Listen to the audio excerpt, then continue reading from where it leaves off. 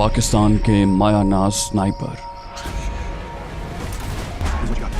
राजा ज़ीशान हैदर की हंगामा खेज दास्तान। वतन दुश्मनों से नबर्द आज़मा राजा ज़ीशान हैदर उर्फ SS और उसके जिगरी यार सरदार खान की मौत की आंखों में आंखें डालकर अपने वतन की बका के लिए जिद्दोजहद। कदम कदम पर सनसनी और असरार के रंग लिए ऐसे वाक़यात कि सुनने वालों के सांस थम जाएं। स्नाइपर और स्पॉटर के बाद हाजिर खिदमत है इसी सिलसिले की नई कड़ी, स्नाइपर का तीसरा हिस्सा शूटर।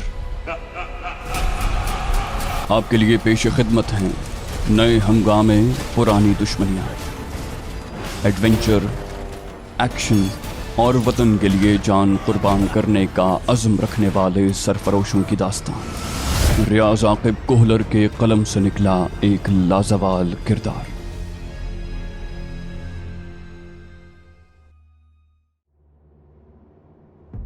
कहाँ गुम हो गए? मेरी खामोशी तवील होती देखकर उसका खनखनाता हुआ कहकहा उभरा। उन लम्हात में मुझे अपनी हार का यकीन हो गया था। बकौल शायर अपनी पसपाई का ऐलान नहीं कर सकता, मैं तेरी जीत का ऐलान नहीं कर सकता कि मिस्ताक मैं भी डट गया था और हवासों पर काबू पाते हुए मैंने पूछा, तो तुम अकेले नहीं हो? वो इस्तेहज़ाई अंदाज में हंसा, नहीं, हम अकेले अकेले हैं, क्योंकि हर शख्स अकेला दुनिया में आता है और अकेला ही वापस जाता है। मैं उकताए हुए बोला, तुम फ़लसफ़े की क्लास नहीं ले रहे हो? वो बोला, हाँ, मैं एक अनाड़ी स्नाइपर की क्लास ले रहा हूँ जिसकी 2-3 गोलियां इत्तेफाकन हदफ को छू गईं और उसने खुद को SS कहलाना शुरू कर दिया।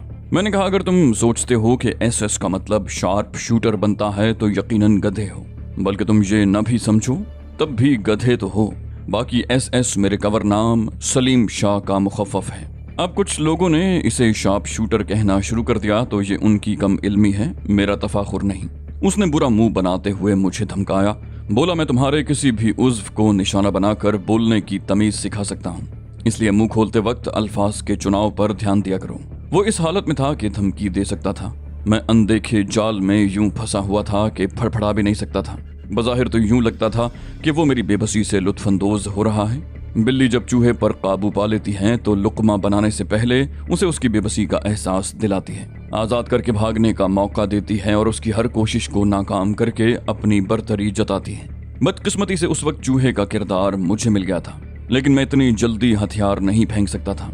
उस्ताद मोहतरम तसव्वुर साहब कहा करते थे, इंसान कोई बाजी तब हारता है जब वो हिम्मत हार जाता है, इसलिए जीतना चाहते हो तो हौसला मत हारो। बाज़ औक़ात लगेगा कि तुम हार रहे हो, शिकस्त खा चुके हो, टूट चुके हो, मगर इस नाउम्मीदी को पांव तले रोन देना और कोशिश करते रहना यहाँ तक कि जीत जाओ या मर जाओ। मुझे खामोश पाकर उसने कहा बुलंद किया, बोला, बस इतनी ही अकड़खानी थी कि जरा सी धमकी पर तुम्हारी ची बोल गई। मैंने भागने की राह तलाश करने के साथ उसे गुफ्तगू में उलझाए रखना जरूरी समझा। कहा, तुमने तारुफ नहीं करवाया? वो बोला, एंड्रिया बर्टन से तुम्हारी काफी तारीफें सुनी, साली वाहियात औरत समझती है तुमसे अच्छा निशानेबाज उसने नहीं देखा। एंड्रिया बर्टन का नाम मेरे लिए नामानूस नहीं था। यादाश्त को जरा सा खंगालने पर याद आया कि अमेरिका में स्नाइपर कोर्स के दौरान उससे मुलाकात हुई थी। वो एक अच्छी स्नाइपर थी, कोर्स में 3री पोजीशन उसी ने हासिल की थी। काफी अरसे के बाद उसका नाम मेरे सामने आया था। मैं हंसा कहा और उसकी गलत फहमी दूर करने को इसराइल से इंडिया भागे चले आए। उस वक्त मुझे सड़क पर एक ट्रक नजर आया। लम्हा भर बाद उसने मेरे अक़ब में होना था।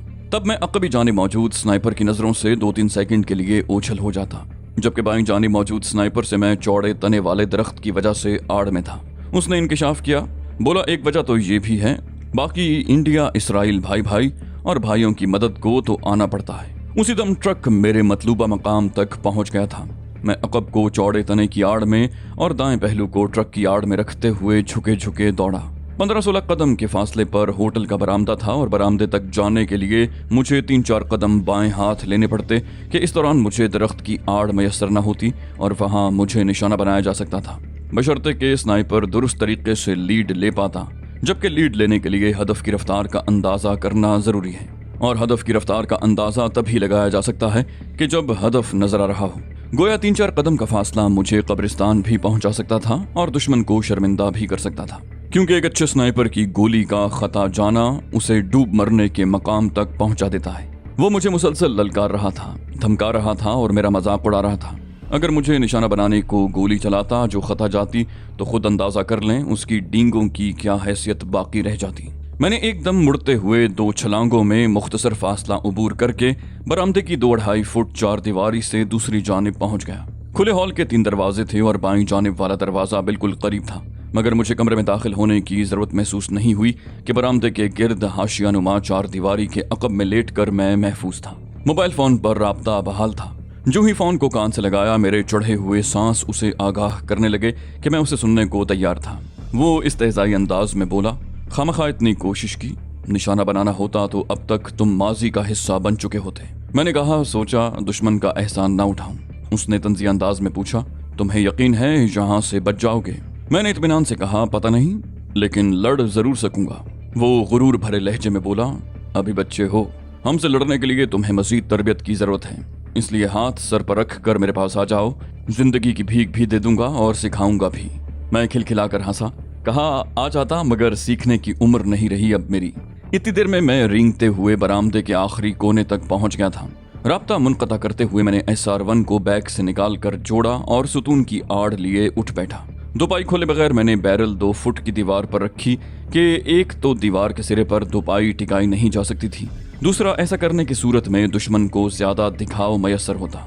टेलीस्कोप साइट का ऑब्जेक्ट लेंस और आई ग्लास कवर हटाकर मैं उस मकाम की तलाशी लेने लगा जहां मेरे ख्याल में दुश्मन को मौजूद होना चाहिए था, मगर वहां कोई सरगर्मी नजर न आई।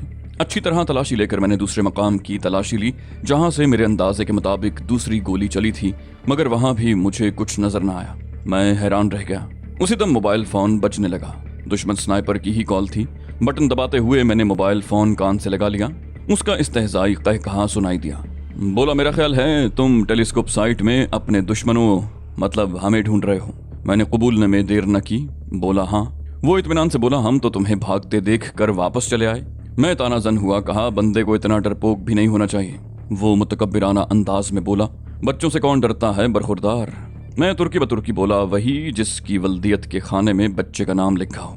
उसने दांत पीसते हुए कहा, सुना था अच्छा भौंक लेते हो, आज तजुर्बा भी हो गया। मैंने अगला वार क्या कहा, कुत्तों से पाला ही इतनी कसरत से पड़ता रहता है कि मजबूरन तुम्हारी जबान सीखना पड़ी। ये कहते हुए राइफल को समेटने लगा।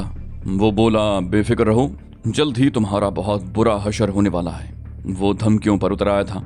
मैंने भी तुर्की बतुर्की जवाब दिया, कहा, ये तो नहीं कहता कि आज तक जितने आदमी मुझे मिले आप सबसे बेगैरत हैं, अलबत्ता ये कह सकता हूँ कि आपसे बड़ा बेगैरत कोई नहीं मिला। वो एक एक लफ्ज चबाते हुए बोला, याद रखना, अगर तुम बोलने की तमीज सीख लेते तो ज्यादा जिंदा रह सकते थे।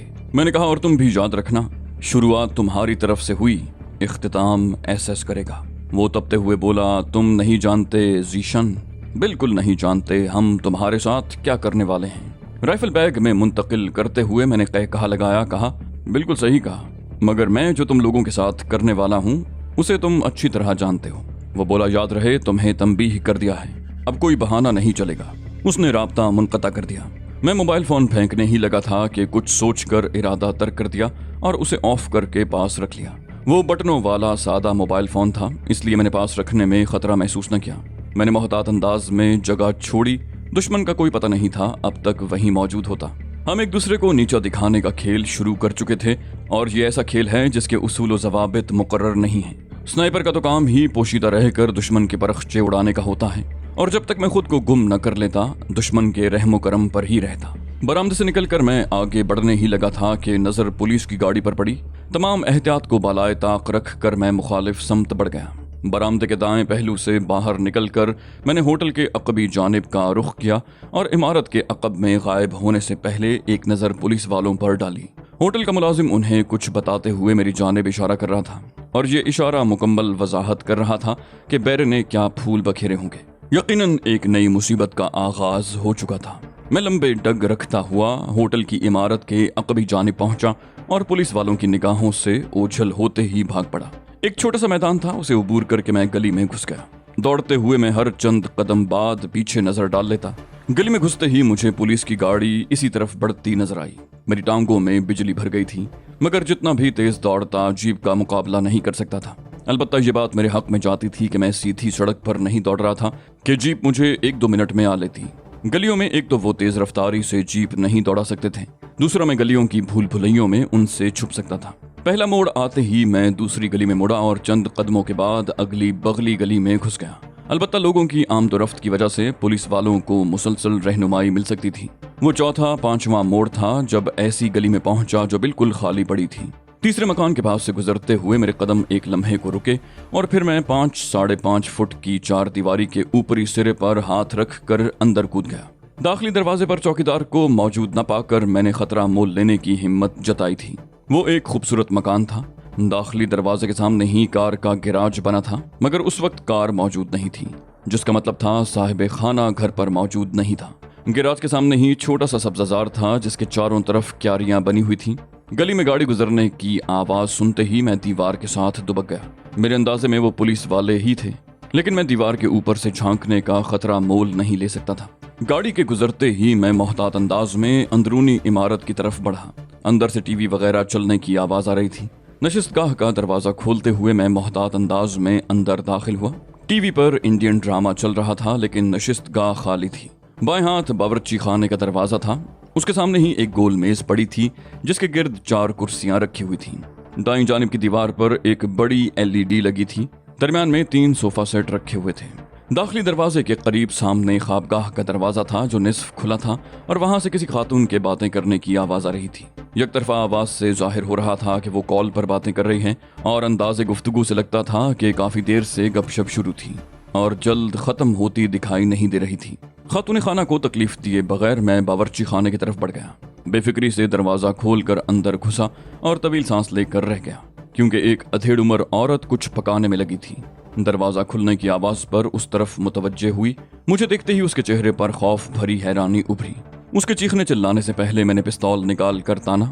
कहा, बेहतर होगा कि हलक से आवाज न निकले। उसने हकलाते हुए पूछा, कौन हो तुम, क्या चाहिए? मैंने कहा, रिश्ता जोड़ने तो आया नहीं कि तारुफ की जरूरत पड़े, अलबत्ता भूखा हूँ, तुम जल्दी से रोटियां लगाओ। वो थूक निगलते हुए बोली, घर में कोई कीमती चीज नहीं रखी जिसे आप लूट सको। उसकी बात से वाजे हो गया कि वो घर ही का फर्द थी, क्योंकि नौकर ऐसी बात नहीं करते।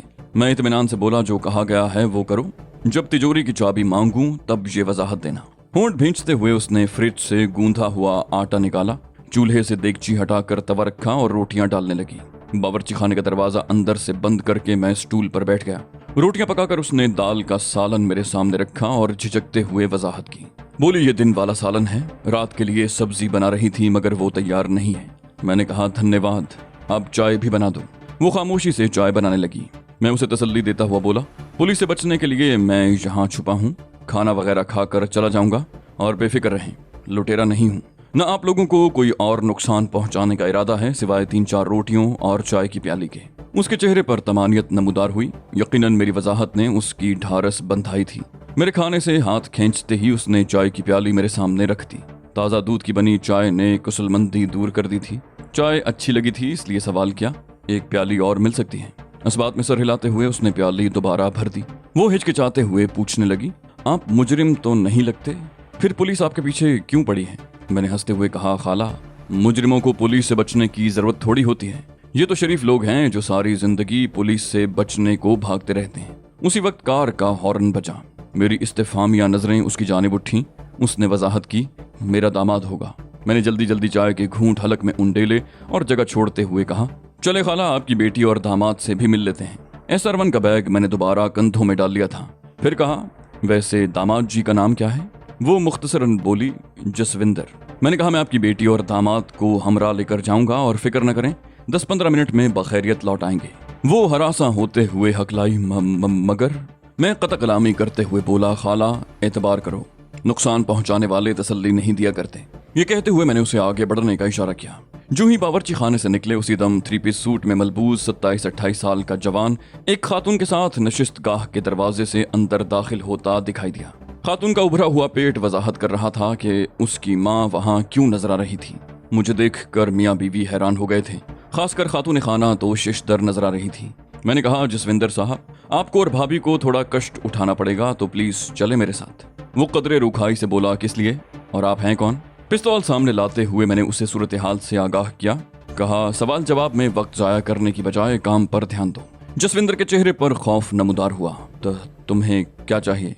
उसकी बीवी का रंग भी पीला पड़ गया था। वो फटी फटी निगाहों से मुझे घूर रही थी। मैंने कहा, मुझे लिफ्ट चाहिए दोस्त। और बहन जी, आपको भी डरने की जरूरत नहीं है, इस घर का नमक खाया है, आपको नुकसान नहीं पहुंचाऊंगा। जसविंदर ने कमजोर सा एहतजाज किया। बोला, मगर हमें साथ ले जाने की क्या जरूरत है?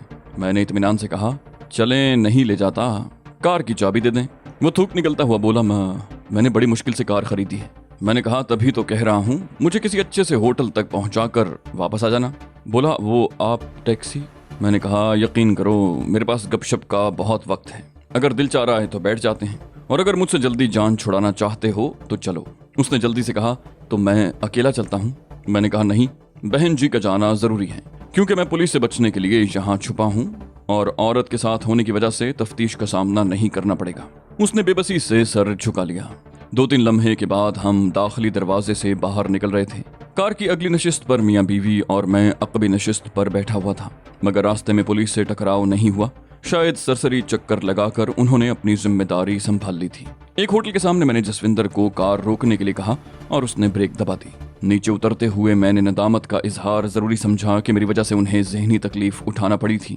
मैंने कहा, कृपया क्षमा कर दीजिएगा, आप लोगों को मेरी वजह से इतना कष्ट उठाना पड़ा। जसविंदर के चेहरे पर हैरानी नमूदार हुई। बोला, क्या हम वापस जा सकते हैं? मैंने खफीफ होकर कहा, क्यों नहीं। जसविंदर की बीवी अहमकाना अंदाज में बोली, धन्यवाद डाकू भाई। मैंने मुतबस्सम होकर आखिरी हिदायत दी। कहा, उम्मीद है आप लोग किसी से तस्करा नहीं करेंगे। जसविंदर जल्दी से बोला, अवेशक नहीं करेंगे भाई।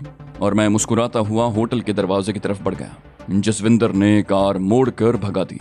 शायद उसे अब तक यकीन नहीं हो रहा था कि इतने सस्ते में जान छूट गई थी। मेरे होटल के दरवाजे तक पहुंचने तक उनकी कार गायब हो गई थी। मैं दरवाजे से वापस मुड़ गया कि होटल में जाने का कोई इरादा नहीं था, बस उन्हें ये बावर करवाना था कि मैं उस होटल में रिहाइश का इरादा रखता हूँ। अगर वो किसी को मेरे बारे में बताते तो लाजिमन उस होटल का तस्करा जरूर करते, जो मैं अपने दुश्मनों को धोखे में रख सकता था। वहां से टैक्सी पकड़कर मैं एक दरमियाना दर्जे के होटल में पहुंचा। रात गुजारने के लिए रिहाइश की जरूरत थी। इस्तकबालिया पर इंतराज करा कि मैं बैरे की रहनुमाई में चल पड़ा। उसने मुझसे बैग लेने की कोशिश की, मगर मैंने धन्यवाद कहकर उसे टाल दिया, क्योंकि बैग का वजन उसे हैरानी में मुब्तला कर सकता था। कपड़ों जूतों के मुकाबिल हथियार, एमुनिशन और स्नाइपिंग के दूसरे लवाजिमात बहुत वजनी होते हैं, और मैं उसे शक में नहीं मुब्तला करना चाहता था। सीढ़ियां चढ़कर वो पहली मंजिल पर आया और एक कमरे का दरवाजा खोल दिया। मैंने उसकी तरफ 50 का नोट बढ़ाया और अंदर दाखिल होकर दरवाजा बंद करने लगा। वो धन्यवाद कहकर वापस मुड़ गया था। बैग अलमारी में रख कर मैंने खिड़की के पर्दे हटाए और शीशे का दरवाजा खोल कर बाहर झांकने लगा। अंधेरा गहरा हो गया था, मगर मसनूई रोशनियों ने भी दिन का समा पैदा कर रखा था। खिड़की के दाएं तरफ 1.5-2 फुट के फासले पर एक लोहे का पाइप जमीन तक जा रहा था।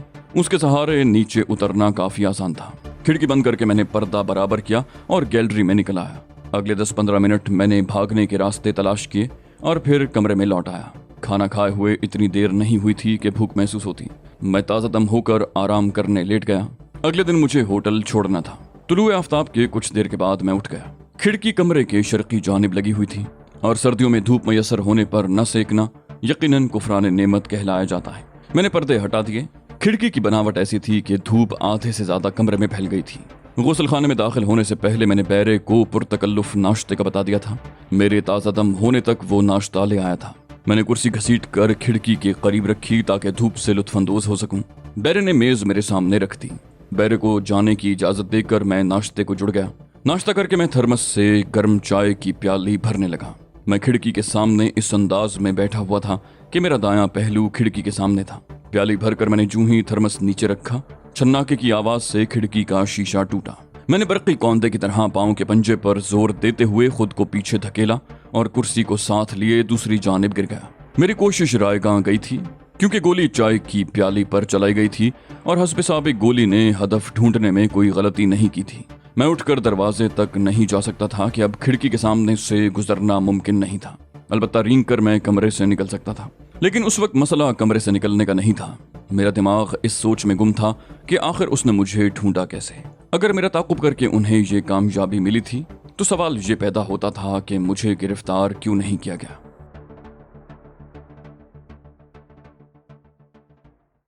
तो दोस्तों, ये थी हमारी आज की एपिसोड। उम्मीद करते हैं आपको हमारी कहानी पसंद आई होगी। जाने से पहले इस वीडियो को लाइक कीजिए और शेयर करना मत भूलिए। कमेंट करके हमें बताइए कि आपको हमारी वीडियो कैसी लगी। और अगर अभी तक आपने इस चैनल को सब्सक्राइब नहीं किया तो इसे सब्सक्राइब कीजिए और बेल आइकन दबाकर ऑल नोटिफिकेशंस ऑन कर लीजिए।